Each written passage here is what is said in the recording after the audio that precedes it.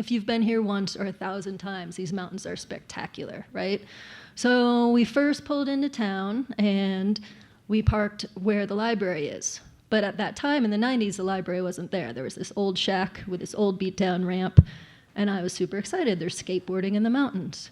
And I talked to some people that night, and they brought me to Town Park and showed me the skate park in Telluride. And I was in heaven. And they had a vert ramp. So if you first come from lowlands to elevation, you know what it's like to try and get oxygen here. So you can kind of see me right there. And I'm trying to skate, and I had to stop, and I put my head on that little bar there to take a breath. And when I looked up, there was a double rainbow at the end of the valley. I had found home. So this was 1993. So I stayed in the valley till about the mid-90s, skated, learned how to snowboard, and hiked around these mountains. So the San Juans and Telluride hold a special place in my heart. So after several years, it was time to get serious. So I decided I'd go over to Western in Gunnison to finish my undergraduate degree. Of course, I chose Western because it perhaps is the only college campus in America with a skate park. And there's mountains. And Crested Butte has a skate park as well. So I chose the college because of location, but it turns out it actually has a really tremendous program. So while I was there, I was able to work on some fungi. This was my first research experience with fungi. I worked with Jim Worrell at the Forest Service, and there's, at the time, they were really looking at armillaria. So if you know armillaria, it's the honey mushroom, and it's a root pathogen, and it's a big problem in Forest Service campgrounds. So on one of our first collecting days, we just went and scoped a couple campgrounds and returned to them in the morning. And overnight, one of the trees had fallen down into a campsite within the campground. Funny enough, there had been a tent in that spot the night before, but they had vacated before the tree fell into that spot. So they closed that campground. They did a bunch of work, and through this, my part of the project was we collected samples, then plated them, grew them out. They sent them off for DNA sequencing so they could understand more the population structure of this. And so that was some work for my undergraduate degree. I did graduate in 2002.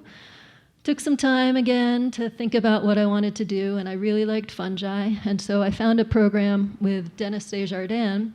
He had a grant to study the mushrooms of Southeast Asia. So if you never heard of Dennis, he's the guy who named a mushroom after SpongeBob SquarePants. So through this program, I got to travel all over Asia and meet phenomenal mycologists. So in Thailand, I got to meet Annemieke Verbeeken and her now late husband, Ruben. We had an amazing group of Southeast Asian mycologists from China, from Vietnam, from within Thailand, from Laos and Malaysia. Got to study fungi in Malaysia with Egon Horak, which was tremendous. And the student in the middle is Shin. She's now a professor in Malaysia of mycology. And then we got to go to Indonesia as well and study with an Indonesian mycologist, Atik. So this whole program was just phenomenal. I got to learn so many tropical fungi. You can see me with a cane here. I'm still skateboarding, still falling down, hurt myself a little bit. But the cane actually ended up being a really good accessory to hunting mushrooms in the tropics because it enabled me to fend off poisonous snakes. Wasn't as good as fending off leeches, and it definitely wasn't good at fending off bats, but got to see a bunch of incredible things. We also survived the gas station.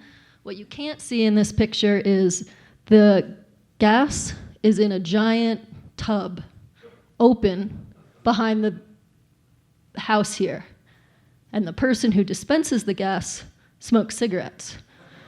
So I was sitting in this truck, and I caught this out of the corner of my eye, and I decided it would be in my best interest to hop out of the truck while they filled it up. All right, so for this project for my master's, I looked at this little saprophytic genus called Tetrapyrgos, and under the microscope, it's really spectacular. It has all kinds of morphological features under the microscope, and then someone just mentioned that the spores, they're tetrahedral spores, how I described them, and then somebody at the meeting this week said, oh, they're the fighter jet spores. So I thought that was an apt description. So after my master's, I went up to the University of Washington, and we were looking at fungi in the Olympic Peninsula, and we were trying to track how, it was a multifaceted team. We had all kinds of different biologists looking at mammals and birds and insects and lichens and fungi, and our goal was to look at how this ecosystem responded because they were getting ready to take out those dams on the Elwha River. Unfortunately, that program didn't get funded, so I came back to Colorado, which is not a bad place to hang out. So my plan was just to hang out for a little bit and figure out what my next step was, and when I came back, I got a job teaching at Western. So for most of my mycological career up to that point, I hadn't spent a lot of time collecting fungi in North America. But I had spent a little time in the spring in the Sierras. And so I had learned a little bit of the spring fungi that occur in the Sierras and along snowmelt. So I started thinking about, all right, well, is there a difference between the spring fungi in the Sierras and the spring fungi in the Rockies? And so this diverse group of North American mycologists who helped me learn a lot of these spring fungi. So you can recognize Mike over in the corner here. He, tremendous asset, knows so much about North American mycology. Then, of course, Dennis and Fred, and this is the team that wrote the California book. And then some other folks that I got to meet in those early years. Don Hemis is a mycologist. He was in Hawaii for a while. Brian, and of course, Andy. So in Colorado, I've been teaching a spring fungi class. And so I've been roping in some of our young students, getting them excited about the spring fungi. So we have a lot of species that are similar. A lot of common snowbank fungi. We've got Clitospe glacialis, occurs in the Sierras, occurs in the Rockies. Similar morphologies, grows right up out of snowbanks. A little bit different than glacialis is Albirhiza. Great name, Albi white, rhiza root. So this one's an easy one to identify because it's got some white rhizomorphs at the base. Then this, one of my personal all-time favorite fungi, Chromosera cyanophila. So it's got these great lilac gills. They fade quite quickly. So last year when I was in the Sierras, I was talking to Mike about this one. I hadn't found it in the Rockies, and we were discussing that, well, it probably grows on red fir, so we don't have red fir in the Rockies. So as I was doing this presentation, I actually went on to Mycoportal, and lo and behold, you can find it in Aspen, the town of Aspen on spruce. So we have it here. And just the other day, I was at the North American Mycoflora project meeting at the MSAs, and they used this as a textbook example of how citizen science can increase our knowledge about the diversity of fungi in North America and the planet. So like a lot of our fungal names, this cyanophila is a European name. So this name was used to describe a species from Europe, and we've been using it for North American collections. Well, it turns out there is an East Coast species of Chromosera cyanophila and a West Coast. And they had been trying to sequence both of these to see if they were different species, but the East Coast species collections weren't very good. They weren't able to get DNA, so they put a call out through the Mycoflora project. A bunch of recent collections came in. They were able to sequence it.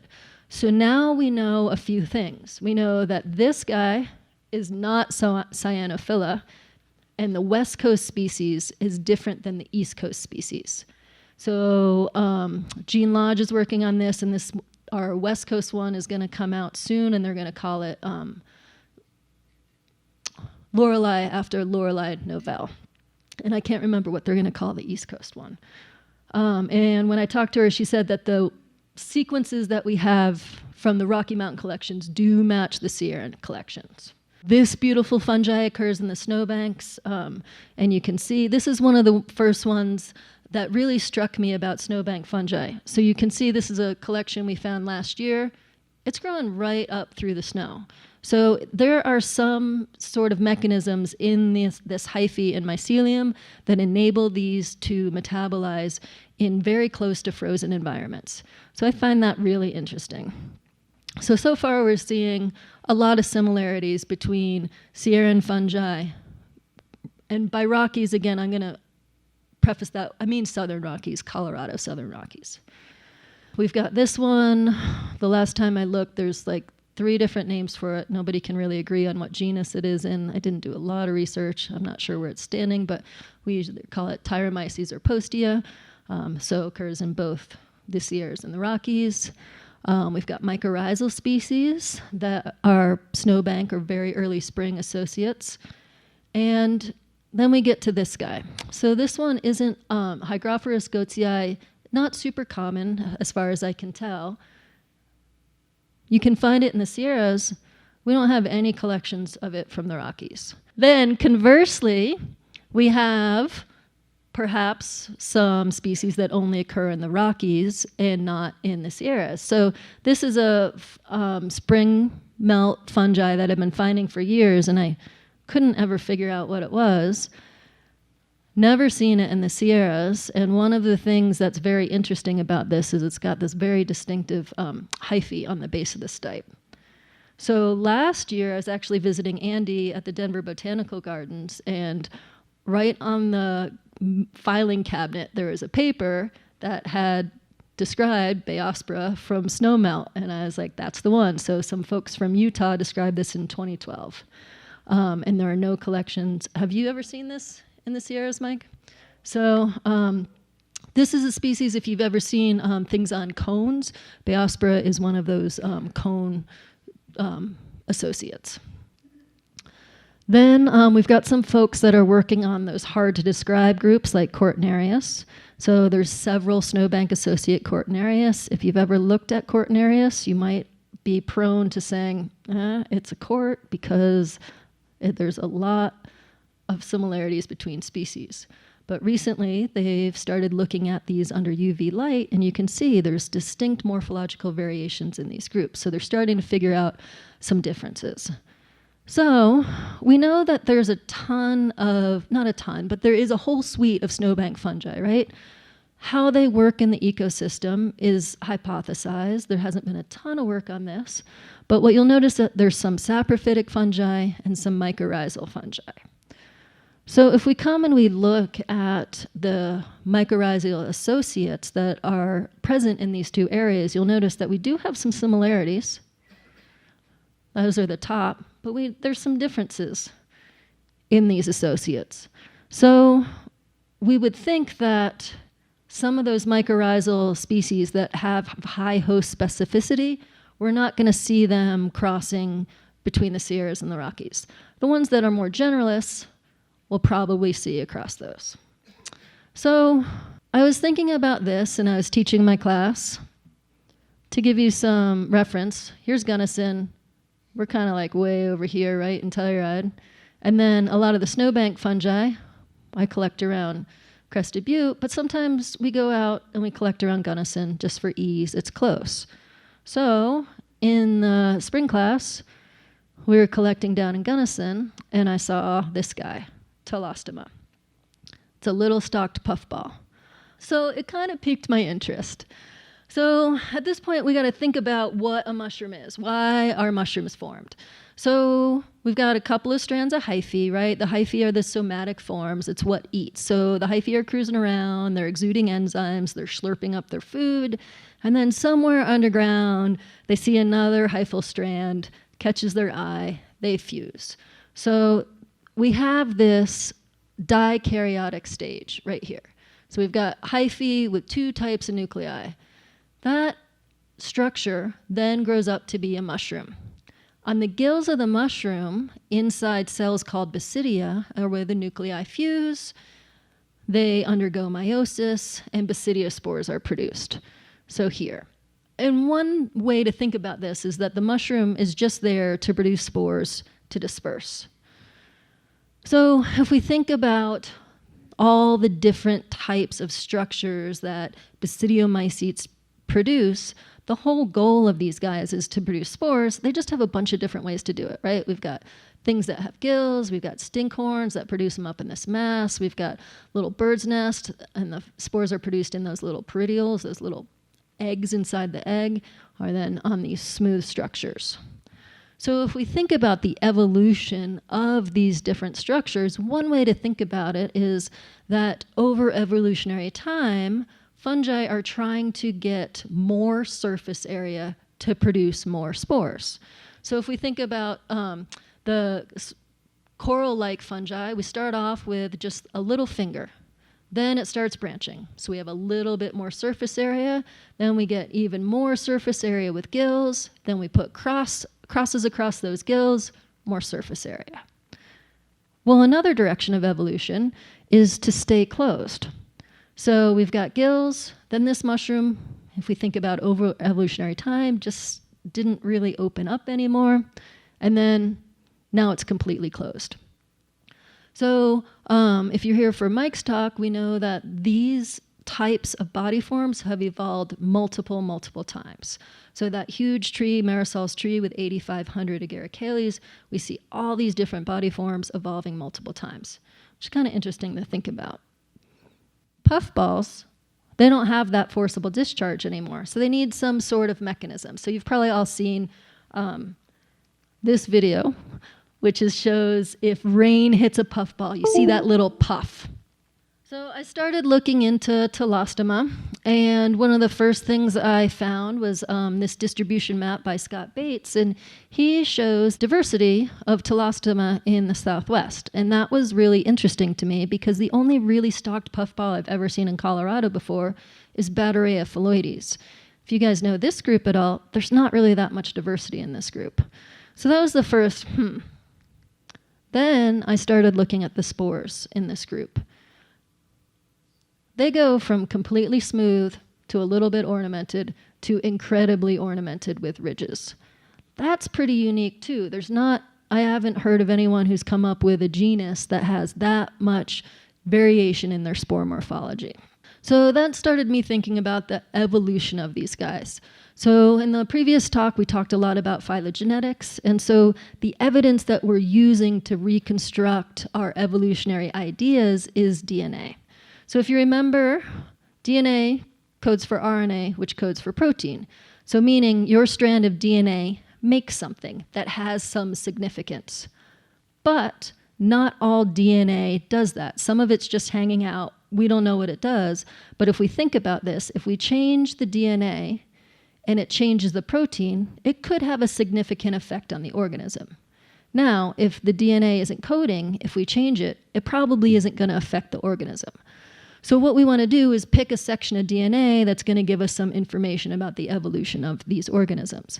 So when you hear about DNA barcoding, people are using the ITS region. And so what's cool about this region is there's this middle part, this 5.8S, and we say it's conserved. And by conserved means it codes for something, it makes something. So if we look at 5.8S, we can line that DNA sequence up among a bunch of relatively unrelated organisms. Now, on either side of the ITS, or on the 5.8S, are ITS regions. These are regions of DNA, as far as we know, don't really code for anything, meaning they can change, and they're not going to affect the organism. So this gene is used to infer evolutionary relationships, particularly of closely related organisms, because we have this region that we can line up, the 5.8S, and then we have these disparate regions that can show us some diversity. All right, so I started looking at the evolution of Tulostoma, and the first thing I came across was this dissertation by Matthias Goob in 2009. And what you're going to see here is that Tulostoma, he's showing Tulostoma basal to Agaricaceae. So those were the last group of mushrooms that Mike was showing in his presentation. And then his other tree shows that Tulostoma is a monophyletic group, meaning they all share a common ancestor. And there's a couple other genera embedded in here, and I'll talk about one of them as we move on. And then more recently, obviously you can see all the species in there. This is a paper out of Europe, And what they found was an incredible amount of diversity, genetic diversity and species diversity in Europe. I got the Denver Botanical collections of Tulostoma. I sequenced the ITS, and I added them to those data sets. So I wanted to see what the diversity of this group in Colorado was, because I didn't really think, I had no idea it was going to be that diverse. I just wanted to put some names on those few collections we had in Gunnison. And I'm wondering what's going on with that spore diversity. So what I have here are those yellow boxes are our Colorado sequences. So what's interesting to me about this is I'm calling it 10 clades, and that's just kind of an arbitrary grouping of evolutionary groups. But in all these 10 clades, there's only 2 that don't have Colorado species in there. So that shows a huge evolutionary distance of the species that occur in Colorado. The other thing is this question about spore morphology. So I looked at how the spore morphology plays out in this evolutionary tree, and we talked a little bit about how to read a tree. You can sort of infer what the old state was, how they came to be, and then how they changed over time. And to do that, you look at the basal group. So if we look at this group at the bottom, it looks like the ancestral state of spore morphology for this group was highly ornamented. They're all pretty similar too, so that kind of supports that idea. Then, if you look up here at the smooth-spored ones, we can see where those red circles are, that there's been a loss of spore ornamentation at least 4 times based on this phylogeny. The big disclaimer here is there's obviously a lot of diversity. There's only 2 or 3 sequences of this from South America, or the southern hemisphere. So my thoughts are that the diversity of this group is huge. And so with more information, we can get a better idea about the evolutionary history, especially what's going on with the spore thing. So before I go on, we'll talk a little bit about how we talk about Tulostoma morphology for identification purposes. So the picture on the left is a primordia, and then the picture on the right is kind of adult. This is from Wright's monograph. And so you can see we have this little primordia. It grows up to be big. And so just the few things that we're interested for this talk are the morphology of the mouth, or the peristome, and then I put in the exoperidium. I don't think for identification purposes it's going to have all that much taxonomic value, and then spore morphology. So the first thing we want to think about is to identify these guys is what do their mouths look like? This is the part where the spores come out. So they have some diversity here. They have some of them have these tubular mouths. Some of them have these irregular mouths that just sort of break away, and some of them have these fibrillose mouths. Also pretty important in gastroid fungi are Capillitium. I'm not going to talk about the differences within this group, but I just want you to know that there's a bunch of different types of Capillitium within these, and if you're identifying different species, it's important to look at them. So some of them have septate walls. Some of those walls are regular or irregular, and sometimes on the outside there's pits that are oval or maybe slits. And then if you go in even further, there's all kinds of diversity. So we've got thick-walled ones, we've got pigmented ones, some that sort of branch, some that start out fat and branch smaller. So just all kinds of variation in that. So I'm going to briefly go through the ones that we have in Colorado. So I'll start out with clade 1. So this is an interesting clade. We have all ornamented spores in this group, and what looks like simulons. All our Colorado species group together, and they group with simulons. So pretty confident in this name here. And then this is just a morphological table with all the different characteristics in this group. So you'll notice that they're all ornamented, but they're not all ornamented the same. As we go through these trees, you'll notice some of the data is pretty well filled in. Some of them is not. So our ability to understand these fungi and their diversity and their life cycles and their ecology is only as good as the notes we have on them. So moving on to clade 2, this is one of the few clades that doesn't have any Colorado species in it. Again, all the spores in this clade are ornamented. And since none of them occur in Colorado, I'm not going to talk about those. We move on to clade 3, and these are all smooth spored groups. The diversity of spore morphology in this group is that Grandosporum is about twice as big as the rest of them. So it was about here when I started thinking, all right, well, maybe the mouth has something to do or some connection to the spore morphology, because it seemed like maybe that tubular mouth had a certain spore morphology and a fimbriate mouth had a different, and that did not hold up. So moving on to clade 4, we've got some low ornamentation on these guys and some ridged ornamentation on these, and we've got what looks like pulchellum in this group.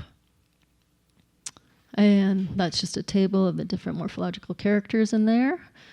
Clade 5, again, all ornamented spores, but I want to skip ahead to clade 6, because this is where it starts to get interesting for me. So if you look at Cretaceum, morphologically it's very similar. Genetically, we have these 3 distinct groups. We got one from Spain, one from North America, and one from Hungary. So that's pretty interesting. There's something going on there. Somebody should really look at it. And then we have this other group, and what's interesting here is the diversity of morphology of the spores. And the thing is, we don't have a lot of resolution with the species within right here, but you can come back and you can see that this branch is well supported. What's interesting about this group too is this is Goob's phylogeny, and so there's this group I had never heard of, Schizostoma. Schizo means split, so you can see that this mouth splits open. So this seems embedded within this group. And then what I just wanted to show is that this Cretaceum group, this is the Jepson paper, our information matches that. We just have a whole new group of information right in the middle between these two. So there's something going on with that group. And then clade 7 also has some interesting spore morphology in that. So we've got some highly ornamented spores and some very smooth spores. It's really interesting to think about how the selective pressures on this. So some authors have thought that the spore morphology had something to do with moisture. And so what I did was I arbitrarily ranked spore morphology. So if it's 0 for completely smooth, 10 for highly ornamented, and then I looked at the average precipitation in each of the areas where they were collected. And some authors think that higher ornamentation would correspond to more moisture, and some think conversely. But what this graph is showing us is that it doesn't look like there's any correlation between spore morphology and moisture. So from this work, we've been able to put some pretty good names on the collections that we have in Colorado, but we have some right now that don't match any of the sequences. I haven't done all the morphology, so I'm not sure. A couple of these might actually be new species. And if we compare what we know, there's been 27 species reported in Colorado. From those 27 species, I've been able to pick up about 5, but there's also some new reports. So this brings me to the importance of herbaria and citizen science projects. So herbaria house all our collections. It's how we know everything about natural history. So without herbarium, we can't understand how climate change is going to affect organisms, what organisms we have, how species are going to move. And we have some really great tools that are documenting these. So MycoPortal is a really great tool. It is an online resource to know all the collections that we have, almost all the collections we have in North America, and they're trying to bring it out to other parts of the world as well. We have, I didn't put a web page up for this, but web pages like MycoWeb, great resource for understanding the natural history of especially fungi in our area. So for us to really understand what types of fungi we have, it's important to participate in things like the Mycoflora project so that we know how the distributions are going to change, because things are changing, right? You've seen this. So understanding how the change in forests are affecting the distributions of fungi and et cetera. So I encourage everyone to collect fungi, take good notes, and deposit them in herbarium. So this is my crew that I work with at Western. So these girls help me with a lot of the sequencing and photography. And I want to thank some of my other folks, some funding sources at Western, some of my collaborators at Western, the Denver Botanical Gardens, and then Matthias provided me with his unpublished sequence data so that I could build the trees.